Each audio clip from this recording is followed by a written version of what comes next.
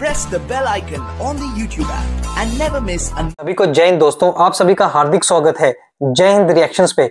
आशा करता हूं कि आप सभी लोग बहुत अच्छे होंगे। तो आज हम आपके लिए एक लेटेस्ट, एक इंपॉर्टेंट और एक बहुत ही दमदार वीडियो लेकर आए हैं, जिसमें आप देखेंगे कि कर्नाटका में पाकिस्तान जिंदाबाद तो बोल सकते हैं पर हनुमान चालीसा नहीं चला सकते। तो इसी मुद्दे पे आप देखेंगे भारत की बेटी और दबंग वकील नाज़िया इलाही खान जी का दमदार और धमाकेदार रिएक्शन। तो ये वीडियो काफी इंटरेस्टिंग होगी, आपको बहुत कुछ जानने को मिलेगा। तो इसे अंत तक देखें और चैनल पे नए हैं तो चैनल को सब्सक्राइब कर दें, ताकि हम आपके लिए लेटेस्ट, इंटरेस्टिंग और इंपॉर्टेंट वीडियोस लाते रहें। जय हिंद, जय भारत। नमस्कार नाज़िया जी, बहुत बहुत स्वागत है आपका। हर हर महादेव, जय जय श्री राम, अस्सलाम वालेकुम। Thank you so much. Bharat माता की जय। अंजू जी, भारत माता की जय हो। ये बताइए कि बेंगलुरु में ये सब कुछ क्या तमाशा हो रहा है? मतलब हनुमान चालीसा दुकान में कोई बजा भी नहीं सकता। अब देखिए ना, जहां यूएन के इतने बड़े जगह पर आवाज गूंज रही थी भारत की कि सर्वधर्म संभवा, सारे धर्मों को एक समान मानने वाला भारत, सारे धर्मों को एक नजरों से देखने वाला भारत, सारे धर्मों को मान सम्मान देने वाला भारत, और भजन कीर्तन हिंदू ही नहीं कर सकते जो इस भारत में 82.7% सबसे बड़ी मेजॉरिटी में है, वही नहीं कर सकते हैं। जहां एक तरफ यूएन में यह आवाज गूंजी कि क्रिश्चियनोफोबिया और इस्लामोफोबिया अब चलेगा नहीं भैया, हम वोट नहीं करेंगे, अब सारे धर्मों को अब एक समान देखना पड़ेगा, किसी भी धर्म को कोई भी क्रिटिसाइज और क्रिटिसिज्म के कटघरे पर खड़ा नहीं करेगा, कोई भी जजमेंटल स्टेटमेंट किसी भी धर्म के विपक्ष में या विरोध में पास नहीं किया जाएगा और उसको बर्दाश्त भी नहीं किया जाएगा। दुनिया के सबसे बड़े यूनाइटेड नेशन में ये बात उठने के बावजूद और अल जजीरा और बीबीसी में छपने के बावजूद फिर भी मुसलमान अटल है, फिर भी मुसलमान अकड़े हुए हैं, फिर भी मुसलमानों को ऐसा ही लग रहा है कि उन्हीं का धर्म मजहब है और बाकी धर्म जो है वो कुछ है ही नहीं। मैं पूछना चाहती हूँ कि कैसे मुसलमान ये समझ लेता है कि जैन, हिंदू, पारसी, बौद्ध, सिख सारे नॉन बिलीवर हैं और बिलीवर सिर्फ यही है। अरे अंजू जी, आप भी सनातनी हैं, आप भी कहिए नाज़िया तुम नॉन बिलीवर हो, और मैं सर झुकाकर अब सुनूंगी, क्योंकि इन मुसलमान लफंदरों की वजह से मेरी भी शर्म जो है ना, मेरी भी नजर शर्म से झुक पड़ती है, क्योंकि ये भी मुझे सिखाते आए हैं बचपन से, अंजू पंकज काफिर है, नाज़िया उसको बोलो नॉन बिलीवर। अरे मेरी आस्था, मेरी इज्जत, मेरा विश्वास अगर अल्लाह पर है तो अंजू जी का भी विश्वास और आस्था भगवान राम पर है, हनुमान चालीसा पर है, शिव जी की पूजा पर है।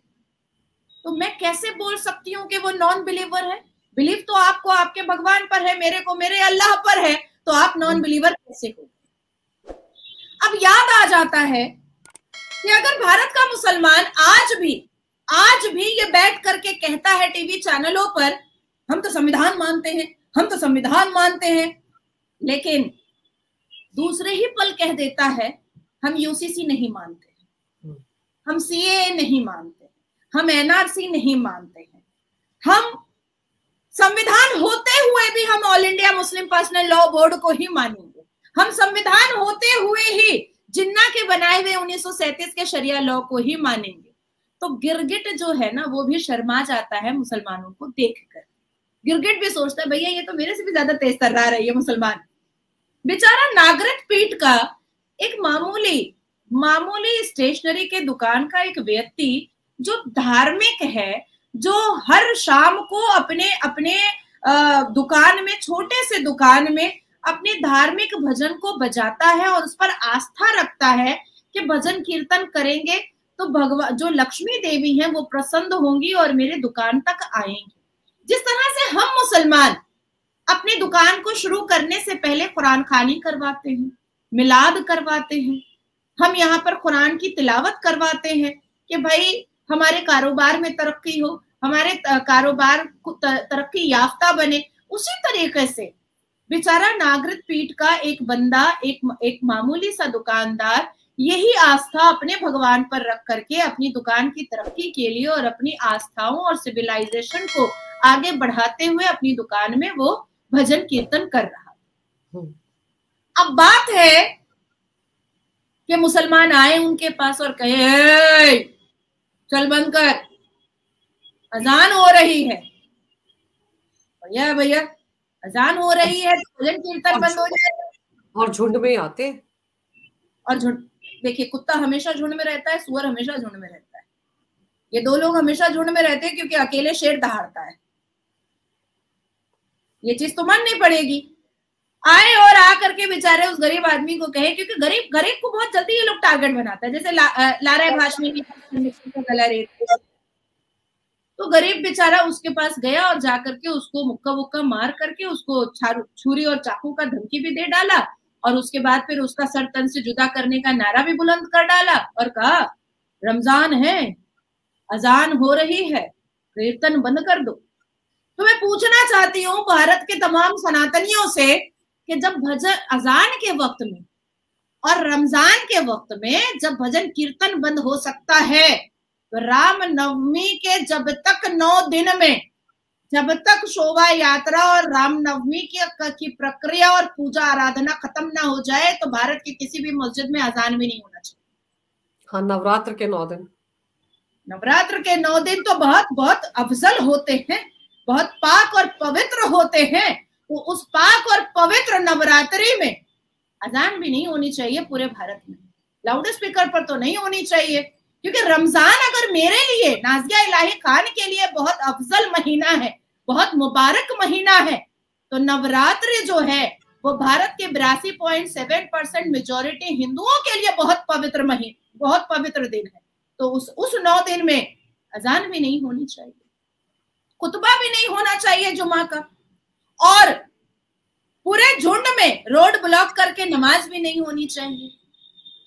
अब जो लोग दम भरते हैं कि भारत के मुसलमान तो संविधान मान रहे हैं, तो और कैसे माने, तो उनसे मैं पूछना चाहती हूँ कि अहमदाबाद के राइट में जो 38 मुसलमान अरेस्ट हुए थे और उनको फांसी की सजा दी गई थी, तो जमायतुल उलमाए हिंद ने अपनी तिजोरी का खजाना क्यों खोला था और अपनी ताकतों का पूरा ड्रामा क्यों दिखाया था उन टेररिस्ट को बचाने के लिए?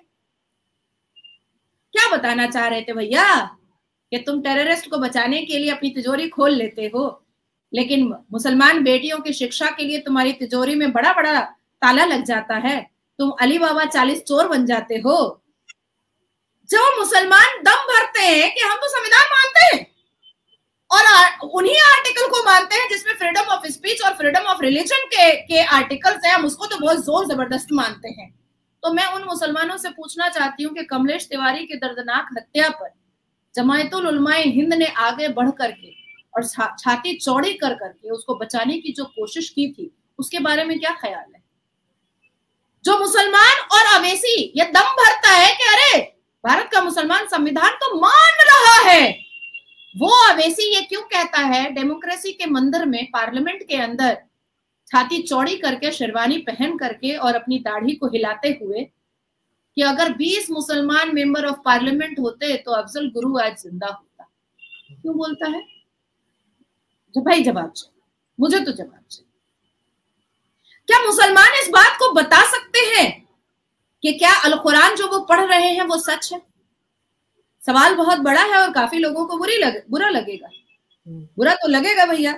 देखिए ऐसा है कि जब भी हम जैसे मुसलमान आगे खड़े हो करके ये कहते हैं कि अब इस्लाम में रिफॉर्मेशन की जरूरत है और इस्लाम को अब रिफॉर्म करना चाहिए, जैसे सऊदी अरब कर रहा है, जैसे कतर कर रहा है, जैसे ईरान कर रहा है, वैसे ही भारत के मुसलमानों को भी अब रिफॉर्मेशन एक्सेप्ट कर लेना चाहिए, तो उनको बहुत बुरा लग जाता है, बहुत बुरा लग जाता है। मुझे तो कई बार साजिद रशीदी नेशनल न्यूज पे कह देता है कि टर टर कर रही है। कितना बदतमीज है, सोचिए कितना बदतमीज है साजिद रशीदी, मुमताज कितना बदतमीज है, सैयद जवाद कितना बदतमीज है।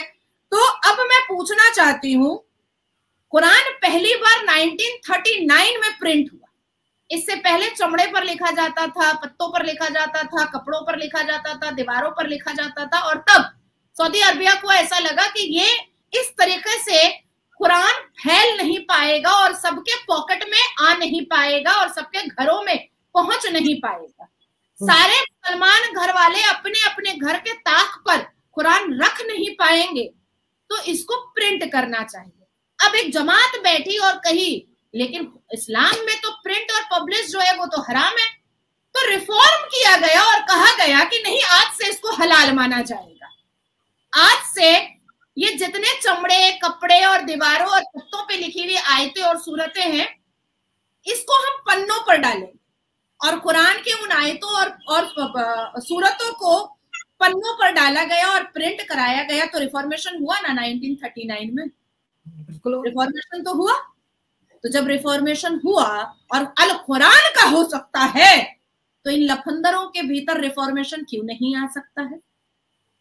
अब नहीं आ सकता है तो सर्वोच्च न्यायपालिका के हिसाब से बुलाया जाएगा, लाया जाएगा, बताया जाएगा कि भैया रिफॉर्म हो जाओ।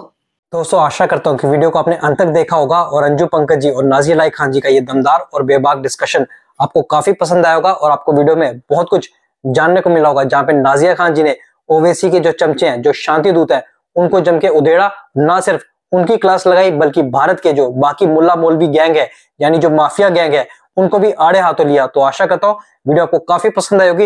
ये जो पूरा मामला हुआ है जहाँ पे कर्नाटका में एक युवा को इसलिए पीट दिया गया क्योंकि वो अपनी दुकान पे हनुमान चालीसा चला रहा था, तो इसके बारे में आपके क्या विचार है? आप अपने विचार हमें कमेंट सेक्शन में लिखकर जरूर बताएं और एक बार फिर चैनल पे नए हैं तो चैनल को सब्सक्राइब कर दें ताकि हम आपके लिए इंपॉर्टेंट, लेटेस्ट और दमदार वीडियोस लाते रहें। तो चलिए फिर मिलेंगे ऐसी किसी जबरदस्त वीडियो में, तब तक अपना ध्यान रखिए। जय हिंद, जय भारत।